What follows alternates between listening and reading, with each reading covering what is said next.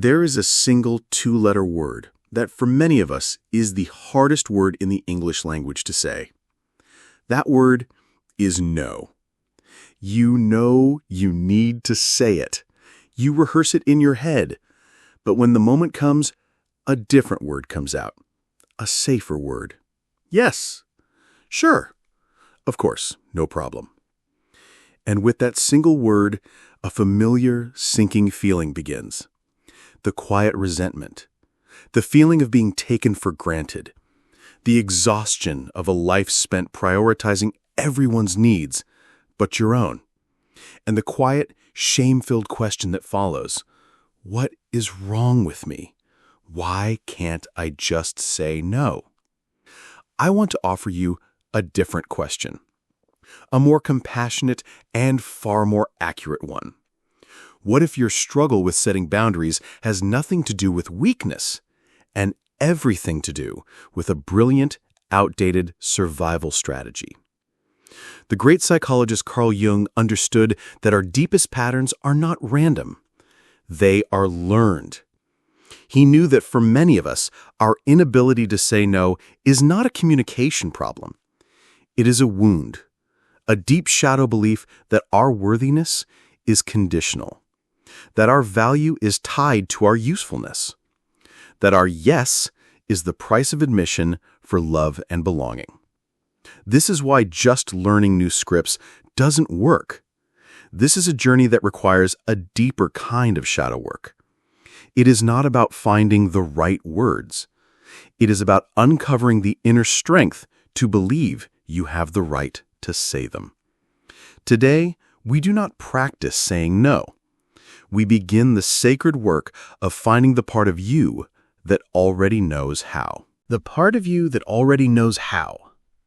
It may feel like that part is gone, like it has been lost somewhere along the way. But it is not gone. It has simply been exiled. To understand this exile, we must understand the contract that was signed in our childhood. For many of us, especially those who grew up in environments where love felt conditional or where a caregiver was emotionally volatile, narcissistic, or simply overwhelmed, we learned a critical lesson for survival. The lesson was this: my needs are a burden. My desires are an inconvenience. My truth is a threat. To be safe, to be loved, to maintain the precious connection I need to survive, I must become useful. I must become helpful. I must become whatever the other person needs me to be. This is the birth of the people pleaser. It is not a personality flaw. It is a sophisticated, unconscious trauma response, a brilliant survival strategy. The child learns to perform a kind of psychic surgery on themselves. They take their own authentic needs, desires, and boundaries, all the parts that make up a sovereign individual self, and they lock them away in the shadow. Because to express those needs felt like a risk of abandonment. And for a child, abandonment is a form of death. So the shadow becomes a vault, holding everything that we deemed selfish. And in its place, we construct a persona, the persona of the nice person, the helpful one, the low-maintenance friend or partner, the team player at work. Our identity becomes fused with our function. Our worth becomes synonymous with our utility.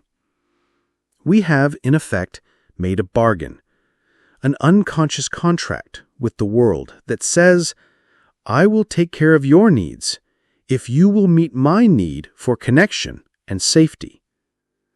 I will never say no to you if you promise never to abandon me. And for a while, this contract works. It gets us through childhood. It helps us navigate complex social situations. People like us. We are seen as kind, generous, reliable. The persona is rewarded. But a contract made by a frightened child is not a sustainable blueprint for an adult life. Because there is a hidden cost to this contract, a tax on the soul that accrues over time. And that cost is resentment. Let's think of Chloe again. A friend asks her to help them move on a Saturday, the one day she has to herself all week. She feels a wave of exhaustion. A clear internal no rises up. This is the voice of her authentic self, the guardian of her energy. But instantly, the old programming kicks in. The voice of the peacemaker persona, the enforcer of the old contract, starts to speak. She'll be so disappointed if you say no. A good friend would help. Don't be selfish. You can rest another time. The fear of displeasing her friend, the fear of seeming not nice, is more powerful than her own exhaustion. So she overrides her inner truth. She says, "Of course, I'd be happy to help." She spends her Saturday lifting heavy boxes, exhausted and irritable. She smiles and says all the right things. But underneath the smile, a quiet, corrosive resentment begins to build. Resentment towards her friend for asking, and a deeper, more painful resentment towards herself for not being able to say no. This is the shadow work of setting boundaries. It begins with the recognition that your chronic resentment is a sacred messenger. It is the voice of your exiled self crying out from the basement. It is the part of you that you have betrayed, one small yes at a time. Resentment is the emotional receipt for a boundary that was crossed. And most of the time, you are the one who erased the line.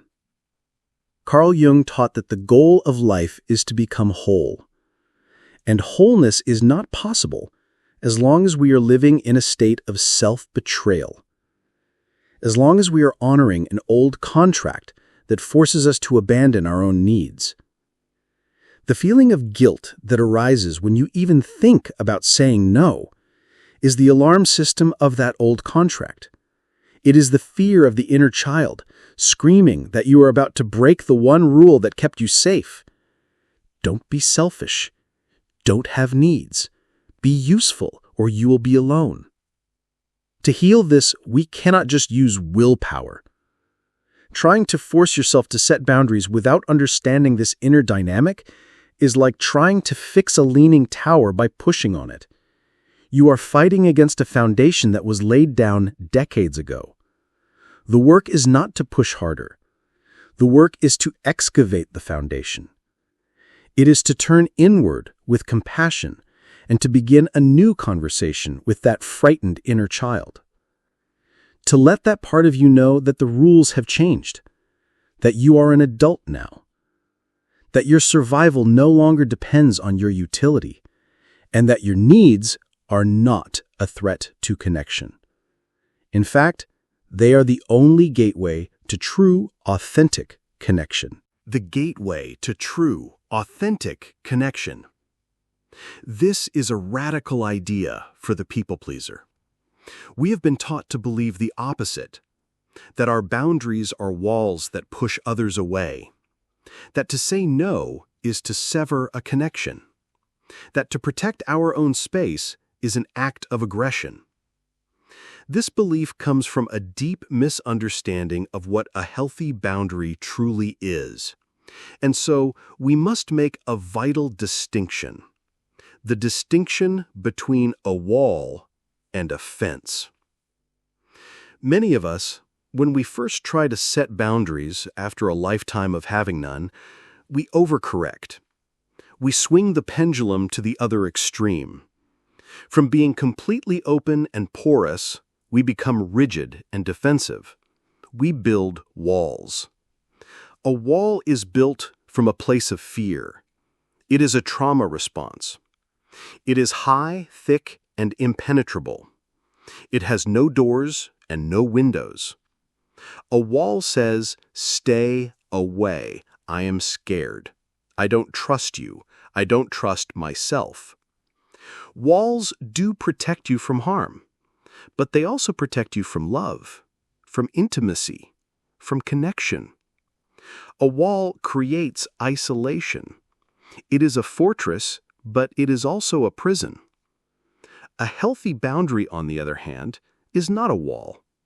It is a fence.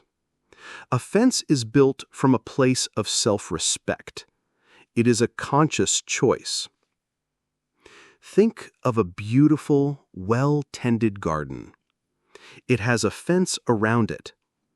The fence is not there to punish the world outside.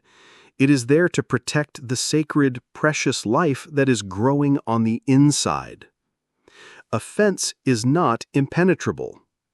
It has a gate, and you are the gatekeeper.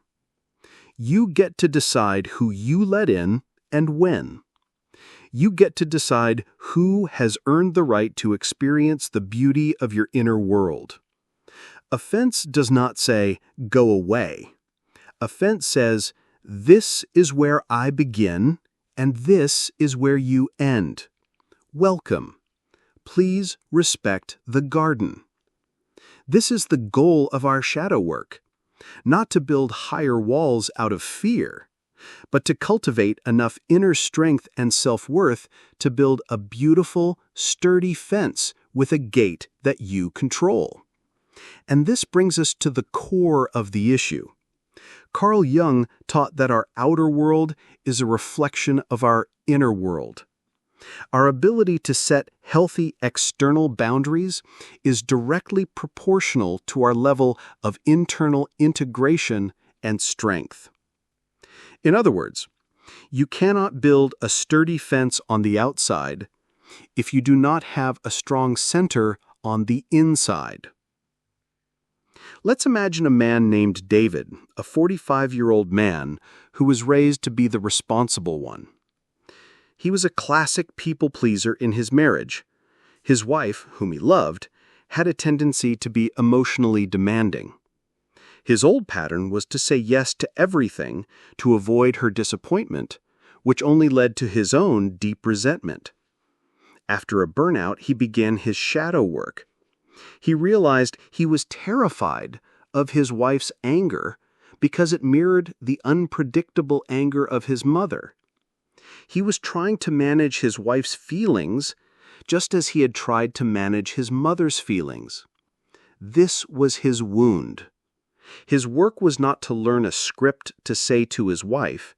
His work was to find the part of him that was no longer a frightened child, the part that was a grown man with his own needs and limits, his inner strength. One evening, his wife wanted to have a long, intense conversation about their finances, a topic that always stressed him out. It was late, he was exhausted. The old David would have said yes, and then seethed with resentment. But the new David had been practicing. He had been building his inner center.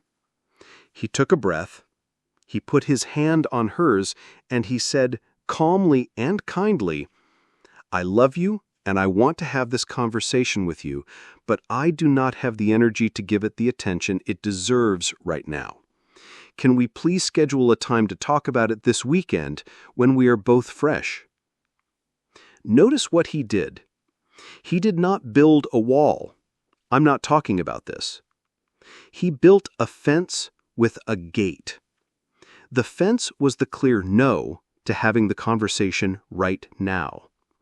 The gate was the clear yes to having the conversation at a better time. He honored his own need for rest, and he honored the relationship by scheduling a time. He was not rejecting her. He was respecting himself. His wife was surprised. She was not used to this. But because he spoke from a place of calm, grounded strength and not from a place of anger or fear, she could hear him. She respected the fence. This is the inner strength Carl Jung believed was essential for a conscious life. It is the strength of a well-differentiated ego. an ego that is not fragile and reactive, needing constant approval from the outside, but an ego that is anchored in a deep connection to the self. This is the work of a lifetime, but it begins with the smallest of steps. It begins with the practice of identifying your own needs and starting to believe on a cellular level that they are valid, that you are worthy of your own care, that you have a right to your own garden, and that building a beautiful fence to protect it is not an act of selfishness.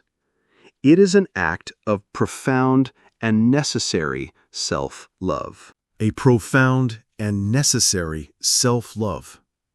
This is the foundation upon which all healthy boundaries are built. But how do we cultivate this inner strength when our nervous system is still screaming in protest? How do we find the calm, grounded center that David found when our default setting is fear and guilt? This is where practice becomes essential. Not the practice of memorizing scripts, but the practice of embodying a new state of being.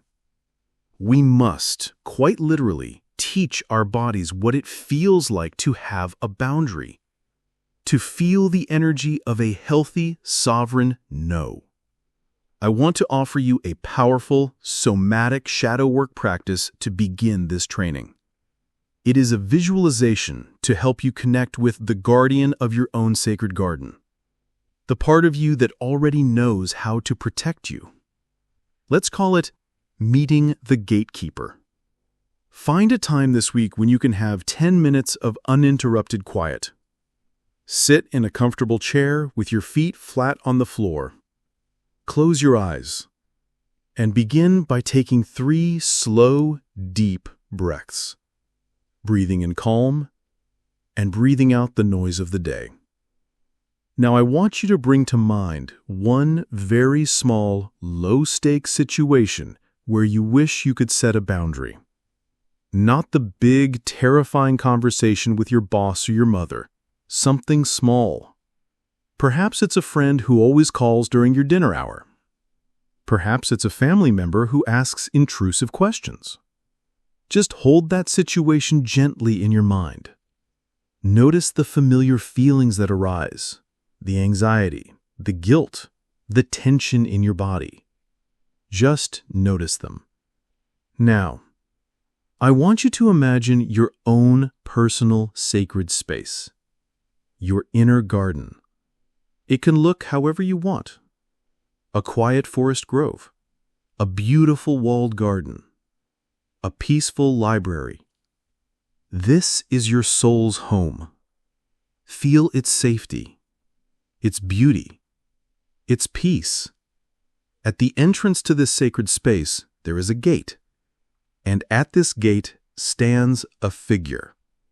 This is your gatekeeper, the guardian of your inner world, the embodiment of your inner strength. This is an archetypal part of you, a part that Carl Jung would say exists in all of us. See what your gatekeeper looks like. Are they a wise old woman? A strong, silent warrior? A majestic animal? There is no right or wrong answer. Just allow the image to arise. Feel the energy of this gatekeeper. They are not aggressive. They are not angry. They are calm, grounded, immovable. Their presence is the very definition of a healthy boundary. They are the perfect balance of the warrior's strength and the peacemaker's wisdom. They love you, and their sole purpose is to protect your peace. Now, I want you to imagine the person or situation from your small, low-stakes scenario approaching the gate. They are asking for entry. They are making their request. Watch your gatekeeper. They do not get flustered. They do not feel guilty. They simply stand in their quiet power. And with a calm, clear, and compassionate voice, they speak the truth. Listen to the words they say. Perhaps they say, "Now is not a good time. Please return later." Perhaps they say, "That question is not welcome in this garden." Or perhaps they simply say, "No." A complete sentence.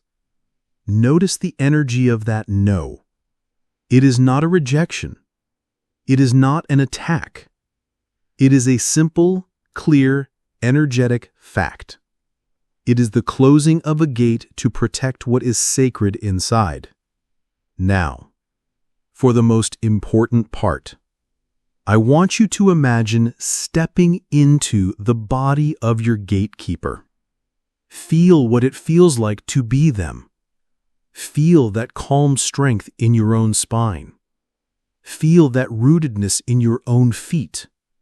Feel that quiet confidence in your own heart.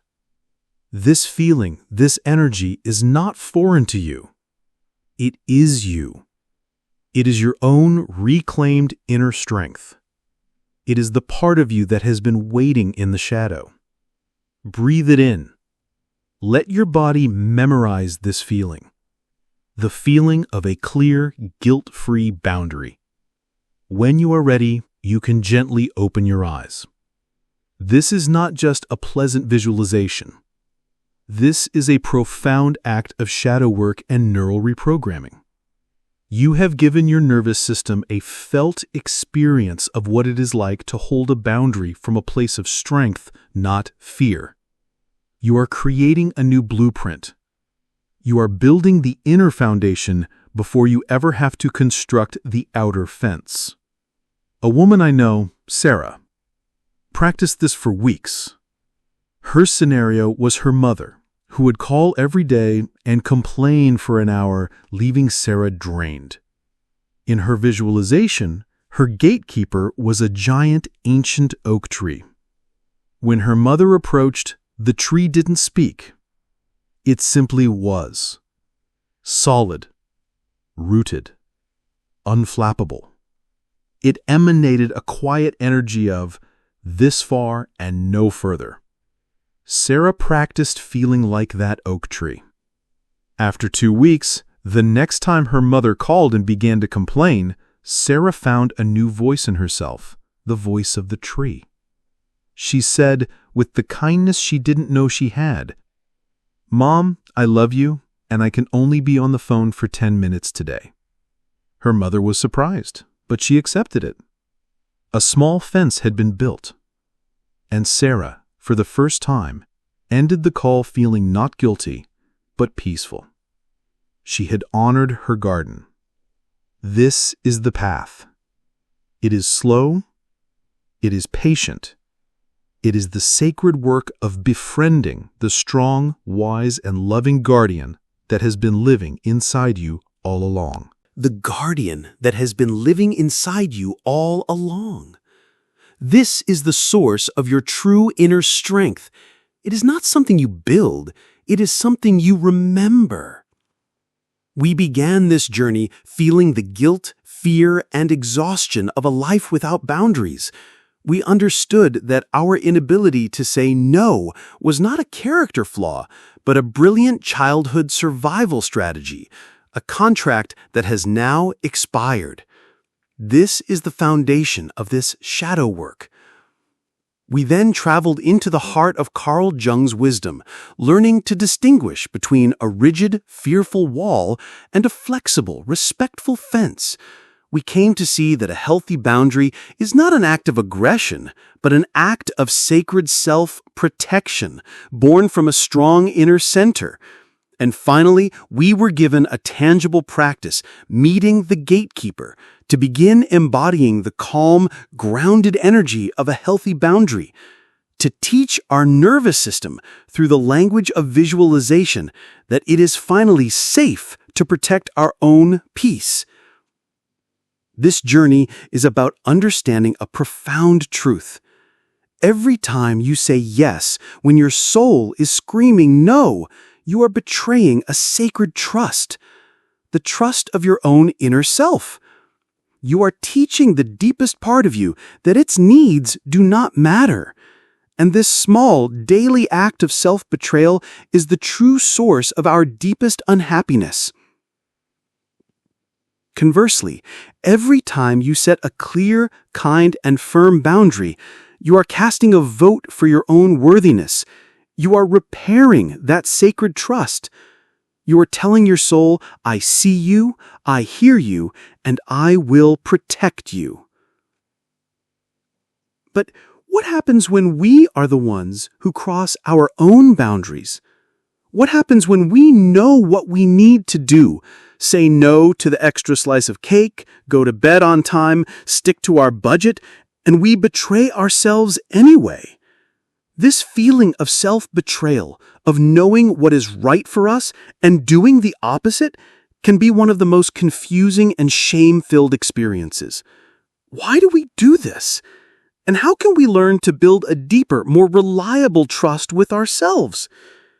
This is the next crucial step in our journey of shadow work, and it is exactly what we will explore in our next video together. I invite you to subscribe to continue this path of radical self-honesty and compassion.